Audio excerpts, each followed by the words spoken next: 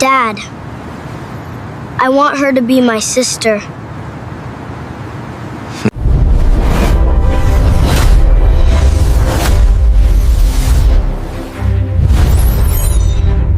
The small boy in the crisp blue jacket let go of his father's hand and walked straight toward the bus stop where nobody else would look.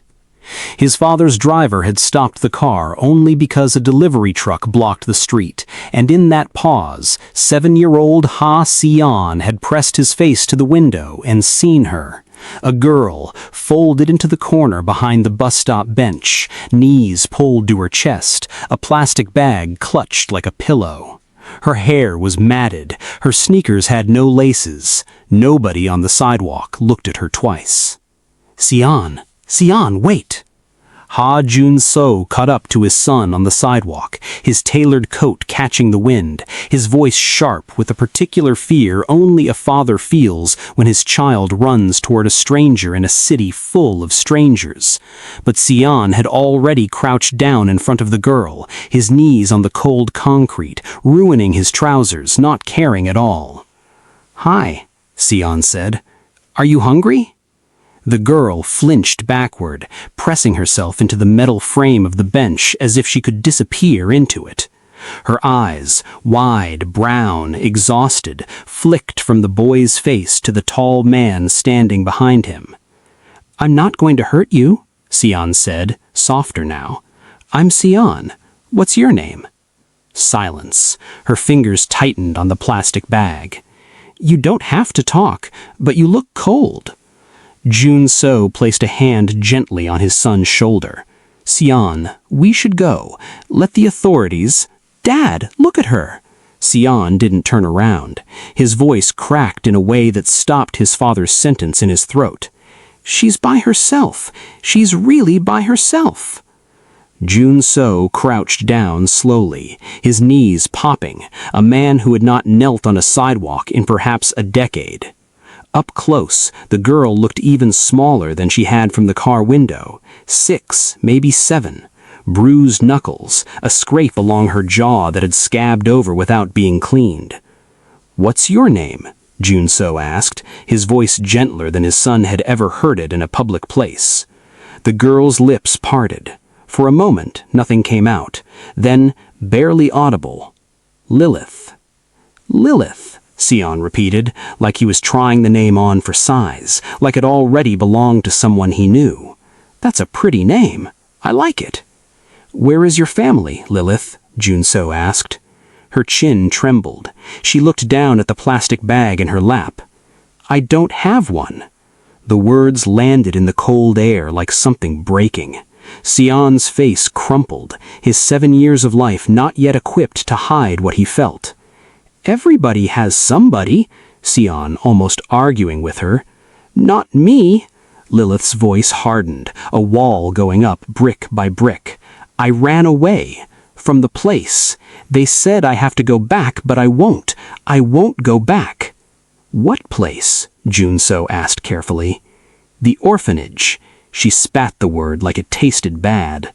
"The big kids there, they—" She stopped herself, jaw tightening, refusing to say more. "I've been here 3 days. I'm not going back." 3 days. Jun-so felt something shift in his chest, an old ache he thought he had buried with his wife 2 years prior.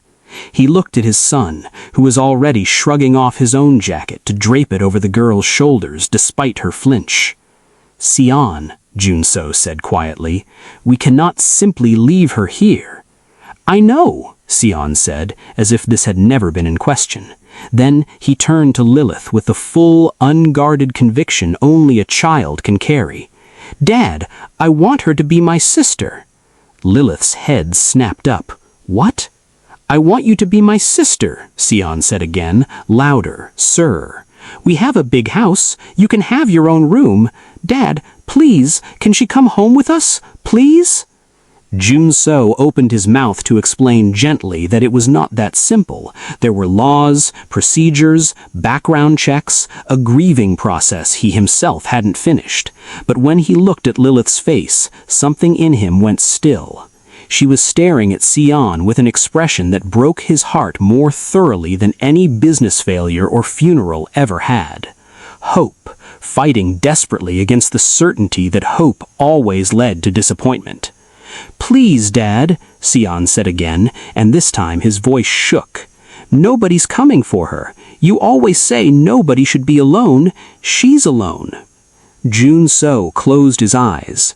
He thought of his late wife, of the nursery they had painted for a second child who never came, of the silence that had settled into their enormous house since her passing. He thought of all the meetings, all the acquisitions, all the empty hours he filled with work because the house echoed too loudly otherwise. "I can't promise anything tonight," Jun-so said slowly, opening his eyes, kneeling closer to Lilith so she could see he meant every word. "But I will not leave you on this street. Not tonight, not any night. Do you understand me?" Lilith stared at him. Her lower lip trembled violently, and for the first time in 3 days the wall cracked. Tears spilled down her dirty cheeks, and she pressed her fists against her eyes like she was ashamed of crying, like crying had cost her something every time before. "You don't mean it," she whispered. "Grown-ups say that. They don't mean it." "I mean it," Jun-so said. "I promise you." Sion reached out and took her hand. Her small, scraped, freezing hand it did not let go even when she flinched again, even when she tried weakly to pull away. "I promise too," he said. "I don't break promises. Ask anybody." If this moment is already making your chest ache, hit that like button right now, because it only gets more emotional from here. And make sure you're subscribed because you do not want to miss what happens to this little girl. The police came within the hour, alerted by a passerby who recognized the description of a missing child from the news. There were questions, forms, a woman from child services with a clipboard and tired eyes who explained gently but firmly that Lilith would need to return to the orphanage that night regardless of anyone's promises. Sion refused to let go of her hand. "She's not going back there," Sion said, planting his feet, 7 years old and immovable. "They hurt her there. Look at her arm." The caseworker crouched down, examining the bruising along Lilith's forearm with a practiced, weary sadness. "Sweetheart, is this true? Did someone hurt you at the facility?" Lilith didn't answer. She only looked at Sion, as if her belief in her was the only thing keeping her upright. "The older kids," she whispered. "They said I didn't belong there either. Nobody wants me anywhere." Jun-so's jaw tightened. He turned to the caseworker with the same voice he used to close 9-figure deals, calm and absolute. "I want to begin the process of fostering this child immediately, with intent to adopt. I will provide whatever documentation, whatever home study, whatever is required. Money is not an obstacle. Time is not an obstacle. What is required?" The caseworker blinked, clearly unused to billionaires kneeling on sidewalks making unscheduled adoption declarations. "Sir, this isn't something that happens overnight. There's an interim placement, evaluations." "Then start tonight," Jun-so said. "She has been alone long enough." Lilith looked between the adults arguing over her future, and something in her small face flickered. Not quite hope, not yet, but something adjacent to it, something that hadn't existed 3 days ago sitting behind that bench. It took 4 months. 4 months of home studies, interviews, background checks, a temporary foster placement that Sion visited every single weekend, begging his father to bring him along, refusing to accept "not yet" as an answer to when Lilith could finally come home. They didn't. The day the adoption was finalized, Sion ran through the front doors of their Los Angeles estate holding Lilith's hand so tightly his knuckles went white, shouting to the housekeeper, to the gardener, to anyone who would listen, "She's my sister now! She's really my sister!" Lilith stood in the enormous foyer, staring up at the chandelier, the marble floor, the wide curved staircase, looking like she expected someone to tell her it was all a mistake, that she needed to leave. "This is your home now," Jun-so said, crouching to her eye level the way he always did, the habit he'd built over 4 months of visits. "Not a placement, not temporary, home. For how long? Lilith asked, the question that lived under everything she said. Forever, Junso said. That is what family means. Lilith didn't cry that day. She had learned in 6 years of a hard life that crying in front of people often cost her something. But that night, when Sion showed her the room that had been prepared for her, pale yellow walls, a bookshelf already half-filled, a stuffed rabbit sitting on a soft new bed, she sat on the edge of the mattress and finally let herself sob, the kind of crying that comes from a body that has been holding its breath for years. Sion climbed up beside her without asking and just sat there, letting her cry, saying nothing at all, because even at 7, he somehow understood that some pain doesn't need words, only company. If you've ever needed someone to simply sit beside you in your hardest moment, drop a comment below and tell me who that person was for you. I read every single one. The years that followed were not without struggle. Lilith flinched at loud noises for a long time. She hoarded food in her room out of old habit, hiding crackers under her pillow until Junso gently, patiently, without a single word of judgment, helped her understand there would always be enough. She had nightmares that sent her sleepwalking into Sion's room, and he never once complained about giving up half his bed to a sister who needed to know, in her bones, that someone was near. By the time she was 8, Lilith called Junso Dad for the first time. It happened at a school event, unplanned, unrehearsed. She simply turned to a teacher who asked where her parents were and said, "My dad's over there," pointing to Junso in the crowd of waiting parents. He heard it. He had to turn away for a moment so she wouldn't see his eyes fill with tears. By 9, she and Sion were inseparable in the way only true siblings become, finishing each other's sentences, defending each other without thinking twice, building blanket forts in the living room that took over the entire downstairs for entire weekends. By 11, they were enrolled together at Ashcombe Preparatory Academy, one of the most elite private schools in Los Angeles, and it was there that the second act of Lilith's story truly began. Not with cruelty from strangers on the street, but with children who had never known a single day of hunger in their lives. It started, as these things do, with whispers. "Did you hear she used to be homeless?" Noemi Harlow said this loudly enough, deliberately in the school courtyard to a cluster of girls who all turned to stare at Lilith as she walked past with her lunch tray. Noemi was 12, blonde, and had perfected the particular cruelty of children who have never faced consequences. "I heard she lived on the street, like actually homeless. Isn't that disgusting?" Lilith's steps faltered for just a second before she straightened her spine and kept walking, the way she'd trained herself to do, the way that made her chest ache every single time. Cedric Vaughn, 13, and the son of a studio executive, leaned back in his chair as she passed his table. "Guess money really can buy anything, huh? Even a fake sister." The words hit harder than he probably intended, or perhaps exactly as hard as he intended. Lilith kept her eyes forward and found an empty table in the corner, sitting alone, staring at food she no longer wanted. Mireya Solis found her there 10 minutes later, sliding into the seat across from her without asking permission, the way good friends do. "Ignore them. Cedric's just mad his dad's company lost the movie rights bid to Mr. Ha last month. He's been insufferable about it for weeks." "They're saying I'm a fake sister," Clylith said quietly. "You're not," Mireya said so simply, so certainly, that Lilith almost believed her. "You're the realest sister I've ever seen. Sion would fight a bear for you. That's not fake." That afternoon, word of the courtyard comments reached Sion before school even let out, carried by the fast-moving currency of middle school gossip. He found Cedric by the lockers, and for the first time in his life, 12-year-old Hasion Sion felt something close to rage. "Say it to my face," Sion said, planting himself in front of Cedric. "Say what? That your sister's some charity project your dad picked up off the street?" The hallway went quiet. Students slowed their steps, sensing a scene, phones already lifting halfway from pockets. "She is my sister," Sion said, his voice carrying across the hall, steady despite the shaking in his hands. "Not because of blood, because I chose her, and my dad chose her, and every single day since she's been part of this family has been better because of it. You don't know anything about her. You don't know what she survived before she was 7 years old. And honestly, I feel sorry for you, because you'll never understand what it means to love somebody that much." Cedric's smirk faltered under the weight of the hallway's sudden, complete silence. "Whatever," Cedric muttered, turning away first, the universal surrender of a bully caught without an answer.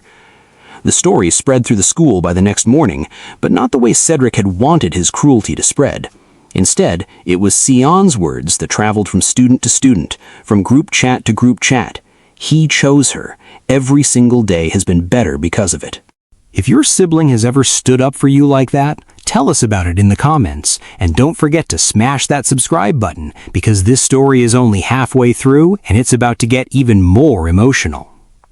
Still, the bullying did not stop overnight.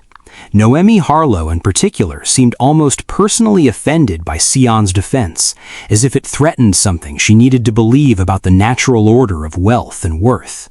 She organized with the casual cruelty only preteen social hierarchies can produce, a quiet campaign of exclusion. Group projects where Lilith was somehow always left out.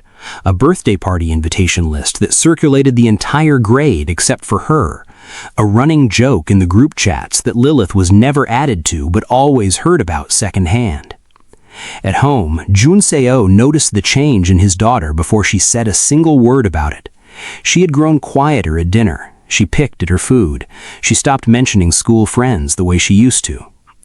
"Lilith," he said one evening after Sion had gone upstairs when it was just the two of them at the long dining table. "Talk to me." "It's nothing," she said automatically, the old defense mechanism still there after all these years, the instinct to protect herself by minimizing her own pain. "I've watched you for 6 years, Junseo said gently. "I know the difference between nothing and something you're afraid to say." Lilith's eyes filled, and this time she let them.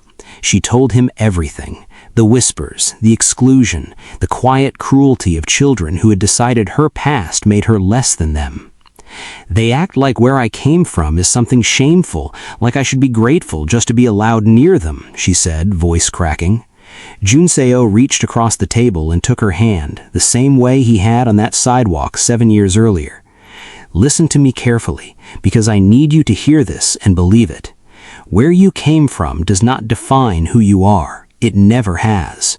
What defines you is that you survived 3 days alone on the street at 6 years old and still had enough heart left to trust a stranger's hand. What defines you is who you've become since then. Anyone who cannot see that is not worth a single tear from you." "It still hurts," Lilith whispered. "I know," Junseo said, "and I would take that hurt from you if I could. But I also know you are stronger than every single one of them, because you have already survived things they cannot imagine. That strength does not disappear because a few unkind children can't see it." He paused, then added, softer, "Your mother." He rarely spoke of his late wife, and Lilith straightened, listening closely. "She would have loved you fiercely. She always wanted a daughter who was brave. You would have made her so proud." Lilith cried then, not from pain, but from something that felt almost like belonging expanding inside her chest, filling up spaces that had been empty since she was small. But Noemi was not finished. A week after the hallway confrontation, she found a new angle, one crueler and more calculated than gossip alone. "I heard the orphanage kicked her out because she stole things," Noemi announced during group project time, loud enough to carry across the classroom, her eyes flicking towards Lilith to make sure the words landed. A few students laughed nervously. Others simply exchanged uncomfortable glances, unsure whether to challenge a girl as socially powerful as Noemi. Lilith's face went hot, her hands curling into fists beneath the table. For a moment, the old fear rose in her, the instinct to shrink, to disappear, to accept whatever cruelty was handed to her because that was what she'd learned to expect from the world. But then she thought of her father kneeling on that sidewalk, promising her permanence she didn't believe in yet. She thought of Sion's unshaken hand. "I've never stolen anything in my life," Lilith said, her voice quiet but clear enough to cut through the classroom murmur. "But I've survived things you can't imagine, Noemi. Being cruel to someone because their childhood was harder than yours doesn't make your life look any better. It just makes you look small." The classroom went silent. Noemi's smug expression faltered, replaced with something flustered and uncertain, unused to being met head-on. Whatever, Naomi muttered, turning back to her project, but she did not speak another word to Lilith for the rest of the class period. That evening, Naomi recounted the exchange to Sion over video call. He was staying late for a study group, but had promised to call the moment he was free. "You didn't need me to fight that one," Sion said, grinning proudly through the screen. "You handled her yourself." "I was so scared. My hands were shaking under the table."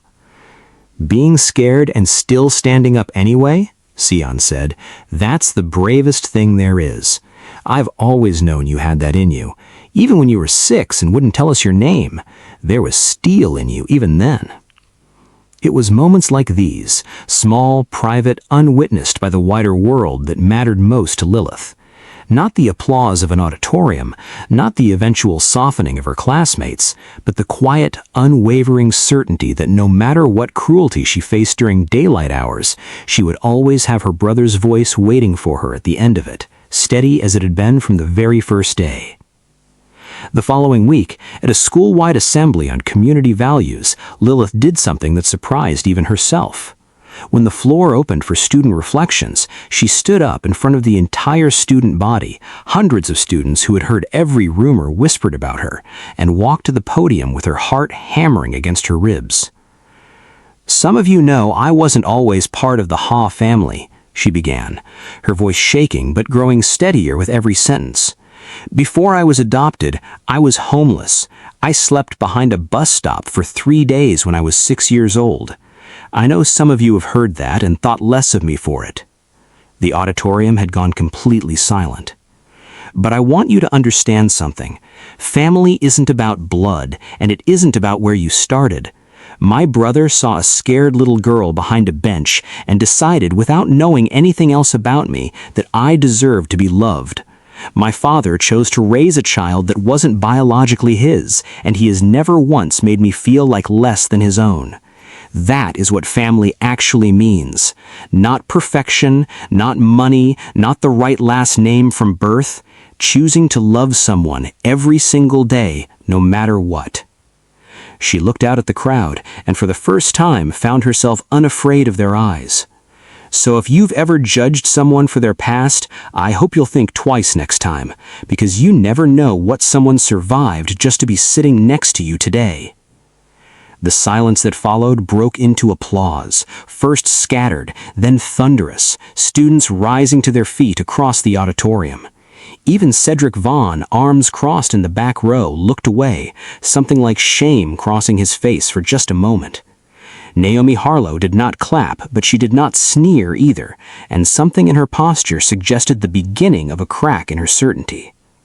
Sion, sitting in the front row, was crying openly, unashamed, clapping so hard his palms turned red. From that day forward, something shifted. Not everything. Cruelty rarely disappears entirely, and there would always be a Cedric or a Naomi somewhere in the world, but Lilith walked through the hallways with a straighter spine, and more students than not began greeting her with something like respect, some even with quiet admiration. If this story is teaching you something about the families we choose, hit like right now. We're just getting to the part where everything changes. By the time Lilith was 17, she had built a small but devoted following of younger students who came to her with their own stories of being different, of feeling like outsiders, of family situations that didn't look like everyone else's.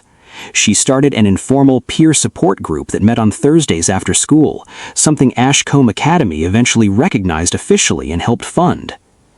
"I want to work with kids like me," she told her father one evening in his study, 17 years old and sure of herself in a way that made his chest swell with pride. "Then we will build something, whatever it takes," Juncio said simply. Sion, 18 now and preparing to leave for university, sat in the corner of the study listening to this exchange with a small, proud smile. "You are going to change so many lives," he told her. "I already know it. We are going to change them, together, like always." College came, and with it distance neither sibling had prepared for. Sion left for Seoul National University to study business, following in his father's footsteps, while also carving out his own path in international finance. Lilith stayed in California, enrolling in social work and nonprofit management at a university not far from home, already certain of the life she intended to build. The distance tested them in ways childhood proximity never had. There were missed calls across impossible time zones, video chats scheduled at 3 in the morning just to catch a glimpse of each other's faces, long silences during exam weeks that made both of them anxious in ways neither wanted to admit. "I feel like I'm losing you," Lilith admitted during one particularly late call, her voice small in a way it hadn't been in years. "You can never lose me," Sion said firmly, his face pixelated on her laptop screen at 4 in the morning his time, dark circles under his eyes from studying, but wide awake for her anyway. "Distance doesn't change what we are. I chose you when I was 7 years old behind a bus stop. That doesn't have an expiration date." "Promise?" "I already promised you once," Sion said, smiling. "That promise doesn't need renewing. It's permanent." There were harder nights too, nights neither sibling spoke about publicly. Lilith once called Sion sobbing after a nightmare dragged her back to the bus stop, to the cold, to the 3 days she rarely let herself remember. Sion stayed on the phone with her until sunrise in California, even though it meant missing his own morning lecture in Seoul. "I'm right here," he told her, over and over, the same words in a different decade. "You're not there anymore. You're not alone. You will never be alone again." By the time the sun rose over her apartment window, Lilith's breathing had steadied, and the old fear had loosened its grip, if only for that morning. Some promises, she realized, weren't kept in grand gestures at all. They were kept in 3 in the morning phone calls, in a brother who never once hung up first. It was during her sophomore year that Lilith met Elias Rowan, an architecture student with paint-stained hands and an unhurried way of speaking that immediately put her at ease. They met in a shared elective on urban design, paired together for a semester-long project on community housing, a subject Lilith approached with an intensity that startled him at first. "You really care about this," Elias observed one evening, both of them hunched over blueprints in the library long after most students had left. "I used to be homeless," Lilith said, the confession coming easier now than it once had. "When I was 6, before I was adopted." Elias set down his pencil, giving her his full attention in a way few people did. "That must have been incredibly hard." "It was, but it's also why I'm here. I want to build spaces that actually help people, not just house them. There's a difference." "Tell me the difference," Elias said, and he meant it, not as a polite question, but genuine curiosity, the kind that Lilith realized, slowly, over the following weeks, that this was someone who saw her fully, past history, present ambition, everything at once. Their relationship developed the way real things do, slowly, through shared projects and late-night conversations and the accumulation of small trusts. Elias never once treated her adoption story as a tragedy to pity or a scandal to gossip about. He simply listened and admired and eventually loved. Meanwhile, in Seoul, Sion found himself equally unprepared for So Ji-yul, a pediatric medicine student he met through a mutual friend at a university event neither of them particularly wanted to attend. She was sharp-tongued, brilliant, and utterly unimpressed by his family's wealth, which he found more attractive than any amount of flattery ever could. "Your father is Ha-jun So, the businessman. I read about your family once. Your sister's adoption story, actually. It was in a magazine profile years ago." Sion tensed slightly, unsure how this information would color his perception of him. "That's true," he said carefully. "It was a beautiful story," Jill said simply, and something in her tone told him she meant it without agenda. "I want to work with children someday, sick children who need advocates, not just doctors. Your family's story reminded me why."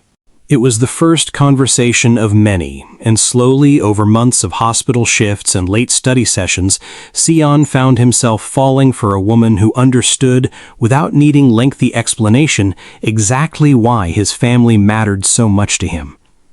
If you're rooting for these two love stories already, comment below which couple you're cheering for, Lilith and Elias or Sion and Ji-yul. I want to know. Graduation came for both siblings within the same year, and Junso flew between continents to attend both ceremonies, sitting in the audience with tears he no longer bothered hiding, remembering the 6-year-old girl who once refused to speak her own name and the 7-year-old boy who had refused to leave her behind. With her degree finished, Lilith wasted no time. She approached her father not with a request, but with a plan. "I want to build a real foundation," she told him, spreading printed proposals across his office desk. "Not just donations here and there, a real infrastructure, transitional housing for kids aging out of foster care, mentorship programs, emergency shelters for children like I was. I've already drafted a 5-year plan." Junso read through her proposal in silence, page by page, his expression unreadable until he finally looked up at her, eyes bright. "Your mother wanted to build something like this once, before she got sick. We never got the chance." "Then let's build it for her," Lilith said, "and name it after her."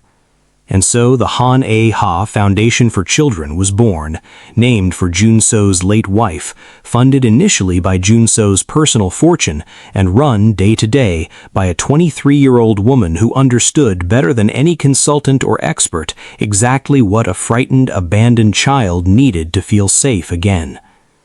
The foundation's first shelter opened 18 months later in downtown Los Angeles, not far from the very bus stop where Lilith had almost given up for 3 days. She insisted on that location specifically. "This is where I almost gave up," she told the gathered press and donors at the opening ceremony, her voice steady despite the weight of the memory. "This is where a little boy decided I was worth choosing. I want every child who walks through these doors to know that someone, somewhere, will choose them too." Sion stood beside her that day, home from Seoul for the ceremony, holding her hand the way he had 14 years earlier on a cold sidewalk. Junso stood just behind them both, watching his children build something neither of them could have imagined the night he knelt on a public sidewalk and made an impossible promise to a frightened little girl. The weddings came a year apart, each one an occasion the siblings insisted the other be fully present for, despite demanding careers and full lives. Lilith married Elias Rowan in a garden ceremony behind the Han estate, the same estate she had once walked into as a terrified child, unsure if the chandelier and marble floors belonged to some cruel joke that would be taken away. Sion stood as her best man, insisting on the role rather than a traditional groomsman position, because, as he told anyone who questioned it, "I've been by her side since we were 7 and 6. I'm not stopping now." During his toast, Sion's voice broke more than once. "The first thing I ever said to my sister," he told the assembled guests, glass raised, was, "Are you hungry?" I was 7 years old and I didn't know anything about the world, but I knew that a little girl sitting alone in the cold needed somebody. I didn't know I was choosing the person who would become one of the most important people in my entire life. I just knew I couldn't walk past her." He looked at Lilith, radiant in white, tears streaming freely down her face. "I'm so proud of the woman you became. I'm so grateful I got to grow up beside you. To Elias, take care of her, though honestly, I've never met anyone who needed less taking care of. She's the strongest person I know." The following year, in Seoul, Sion married So Ji-yul in a ceremony that blended both families' traditions, and this time it was Lilith who stood as his witness of honor, delivering her own toast through tears. "My brother taught me what unconditional love looks like before I even understood the words. He chose me when he had no reason to, when I had nothing to offer him but fear and silence. Everything good in my life traces back to a 7-year-old boy's decision that I mattered. Ji-yul, you're gaining the best partner in this world. I should know. I've had him as my partner in everything for over 20 years. 2 years later, Junso stood at a podium once more, this time at the 10th anniversary gala of the Han A Ha Foundation, now operating 12 shelters across California, with plans expanding to 3 additional states. Lilith, now the foundation's executive director, stood beside her father, her own daughter, 3 years old, dark-haired, fearless, perched on her hip. Sion had flown in from Seoul with Ji-Yul and their infant son, taking his place as the foundation's newest trustee alongside his demanding career in international finance. When people ask me what my greatest achievement has been, Jun-So told the crowd of donors, foundation staff, former shelter residents now grown, and his own family gathered close. They expect me to talk about business acquisitions, about companies built, about wealth accumulated over decades of work. But my greatest achievement happened on a sidewalk, kneeling in front of a frightened 6-year-old girl, when I said yes to a promise my own son insisted I make. Everything I have built since then matters only because of that single decision. He looked at Lilith, who was openly crying now, her daughter reaching up curiously to touch her mother's tears. I did not save my daughter that night, Jun-So said, his voice thick with emotion. She saved something in me I thought had died with my wife.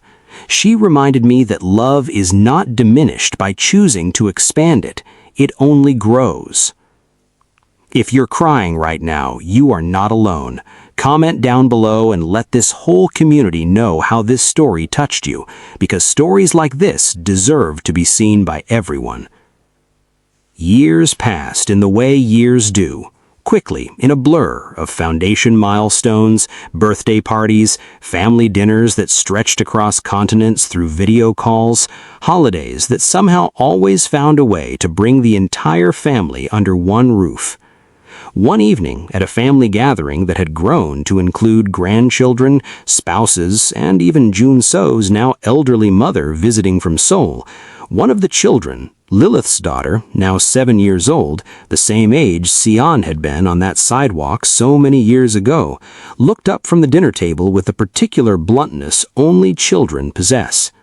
"Uncle Sion, how did Mommy become part of our family? She doesn't look like Grandpa." The table went quiet for a moment, the way it always did when this question surfaced across a new generation. But Sion only smiled, the same warm smile he'd had as a 7-year-old boy crouching in front of a frightened stranger. "I found my sister before she even knew she belonged with us," he said simply, reaching across the table to squeeze Lilith's hand, a gesture unchanged after more than 32 decades.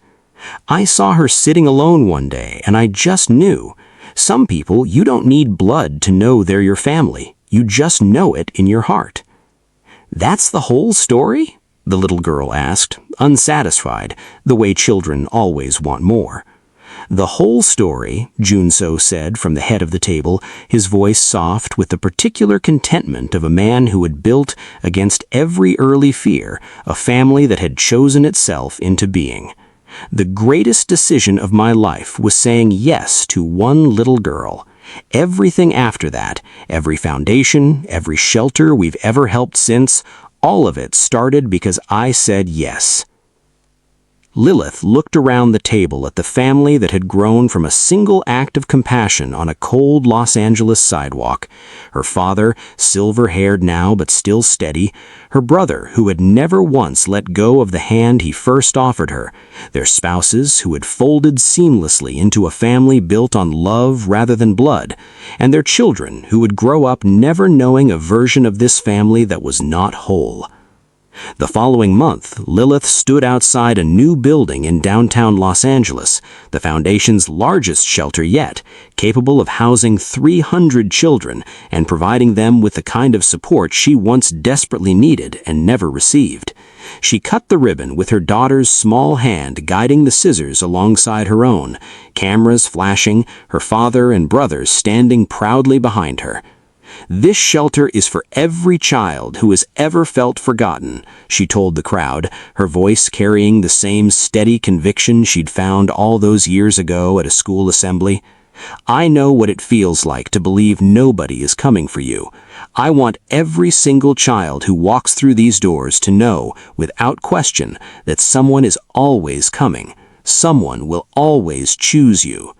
As the crowd applauded, Sion stepped up beside her, wrapping an arm around her shoulders the way he had 100 times before, the way he had that very first day on the sidewalk when he refused to let go of her hand. "No child feels forgotten again," he said quietly, just for her. "Not on our watch." "Not ever," Lilith agreed, and for the first time in her life, the promise felt not fragile, not uncertain, but as permanent and unbreakable as the family that had made it true. Later that night, long after the guests had gone home and the building stood quiet under the Los Angeles skyline, Lilith walked through the empty shelter alone, running her fingers along freshly painted walls, past rooms that would soon hold frightened children just like she once was. She thought of the bus stop bench, the plastic bag she once clutched like armor, the small boy who had crouched down and asked if she was hungry instead of walking past. She thought of every version of herself she had been since: the girl who wouldn't speak her name, the daughter who learned to say Dad, the student who stood at a podium and refused to be ashamed, the woman who built something out of the very pain that once nearly broke her. She pressed a hand to the wall and whispered to no one and to everyone who had ever walked through these doors, "You're not alone anymore. Someone came for you, too." If this story moved you even half as much as it moved me writing it, please hit subscribe right now so you never miss the next story like this one. Drop a comment telling me your favorite moment. Was it the sidewalk, the school assembly, or the wedding toasts? And if you haven't already, smash that like button because it truly helps this channel keep telling stories about the families we build and the love that chooses us even when we least expect it. See you in the next story.